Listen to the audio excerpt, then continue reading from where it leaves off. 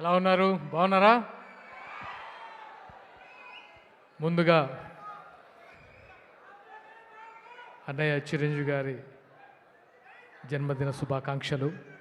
ఇక్కడికి విచ్చేసిన మెగా అభిమానులకి, మన జనసేన కార్యకర్తలకి, వీర మహిళలకి, అలాగే మా నాయకులు శాసనసభ్యులు బొలిశెట్టి శ్రీనివాస్ గారికి అందరికీ మనస్ఫూర్తిగా నమస్కారాలు. ప్రతి సంవత్సరం దసరా జరుపుకుంటాం, దివాళీ జరుపుకుంటాం, వినాయక చవితి జరుపుకుంటాం, హనుమాన్ జయంతి జరుపుకుంటాం. ఎంత భక్తి శ్రద్ధలతో జరుపుకుంటామో అలాగే చిరంజీవి గారి పుట్టినరోజు కూడా అలాగే భక్తి శ్రద్ధలతో ఆర్గనైజ్ చేస్తున్న స్వామినాయుడు గారికి మీ అందరికీ మనస్ఫూర్తిగా ధన్యవాదాలు. ఎక్కడి నుంచి స్టార్ట్ చేయాలో అర్థం కావట్లేదు.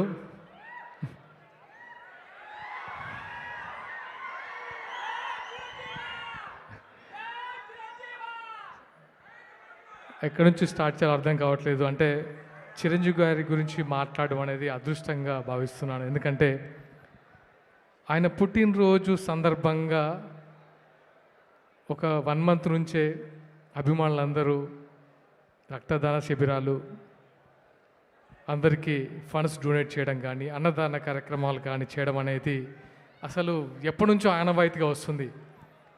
ఆయన ఎంతమందిని ఇన్స్పైర్ చేశారంటే తన అభిమానుల్ని సేవా మార్గంలోకి నడిపించడం అనేది చిరంజీవి గారికి మాత్రమే సొంతం. ఎందుకంటే ఈ మధ్య నేను చూశాను, సూర్య గారు, నాట్ ఓన్లీ అభిమానులు, తమిళ్ హీరో సూర్య గారు చిరంజీవి గారి స్ఫూర్తితో చాలామందిని చదివిపించి డాక్టర్లుగా తీర్చిదిద్దారు.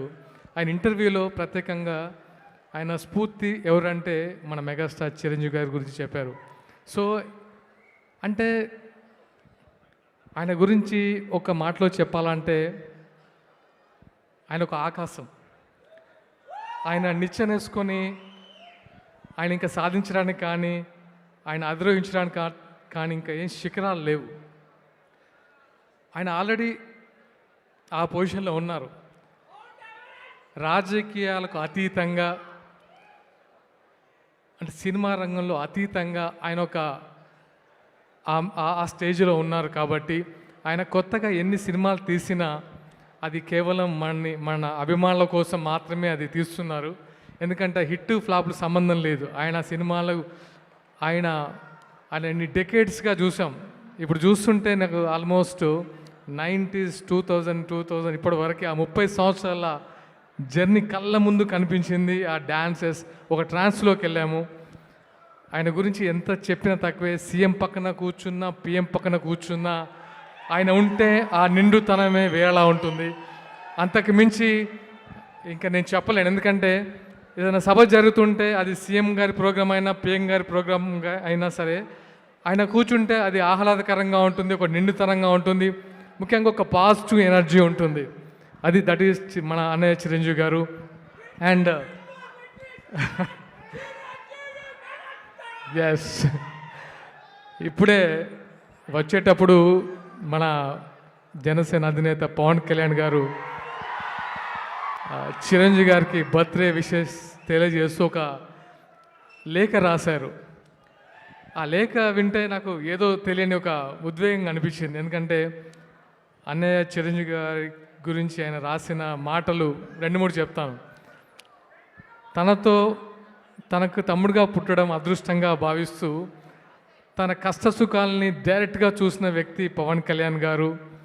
విజయం వచ్చినా, అపజయం వచ్చినా విజయానికి పొంగిపోలేదు, అపజయానికి కృంగిపోలేదు. అంటే ఒక స్థిత ప్రజ్ఞతతో ఉన్న వ్యక్తి అన్నయ్య చిరంజీవి గారు అని ఆయన రాస్తుంటే నాకు చాలా చాలా సంతోషంగా అనిపించింది. ఎందుకంటే ఆయన వేసిన బాటలోనే మన జనసేనాని ఈరోజు ఒక డిప్యూటీ సీఎంగా అందరికీ సేవలు అందిస్తున్నారు. అలాగే ఎస్, మన ఓజీ మీకు నేను ఒక ఫంక్షన్కి వెళ్ళినప్పుడు అనిపించింది, చాలామంది కళ్యాణ్ గారు ఎదురుగా ఓజీ ఓజీ అని హరిహర వీరమల్ని అనడం, మీకు ఒక మాట చెప్తాను, ఒక మాట.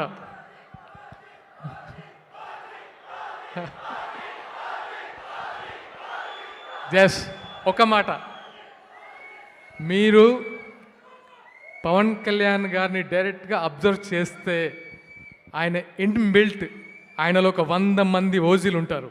దట్ ఈస్ పవన్ కళ్యాణ్ గారు. ఎందుకంటే చాలా దగ్గర నుంచి చూసిన వ్యక్తిగా నాకు అనిపించింది, రీల్లో కంటే రియల్గా ఆయనలో ఒక 100 మంది ఓజీలు, 1000 మంది హరిహర వీరమల్లు ఉంటారు. That is power star Pawan Kalyan garu. And ఈ అవకాశం ఇచ్చినందుకు మీ అందరికీ మనస్ఫూర్తిగా కృతజ్ఞతలు. ముఖ్యంగా స్వామినాయుడు గారికి. అంటే స్వామినాయుడు గారి గురించి ఎంత చెప్పినా తక్కువే.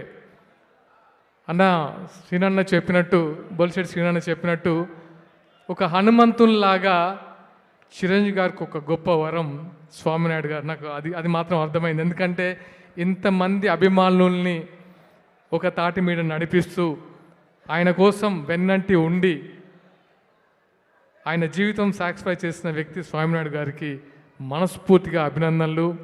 ప్రతి ఒక్కరికి, మెగా ఫ్యామిలీ, మెగా అభిమానికి మనస్ఫూర్తిగా అభినందన తెలియజేస్తూ thank you so much. And ముఖ్యంగా ఈ కార్యక్రమంలో జనసేన వీర మహిళలకి సత్కరించడం అనేది నిజంగా నాకు చాలా సంతోషాన్ని ఇచ్చింది.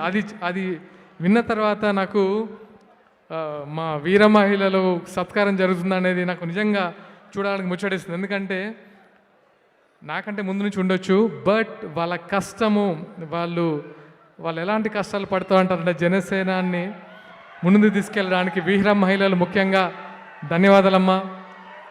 మీ పాత్ర మాకు మరవలేంది. ఎందుకంటే మిమ్మల్ని వీర మహిళలు అనాలని ఎందుకు అనిపించింది అంటే పవన్ కళ్యాణ్ గారికి నిజంగా మీరు ఆయన స్ఫూర్తితో ఎన్నో, అంటే ఫస్ట్ టైం మహిళలకి ఆయన ఇచ్చే గౌరవం కానీ ఆయన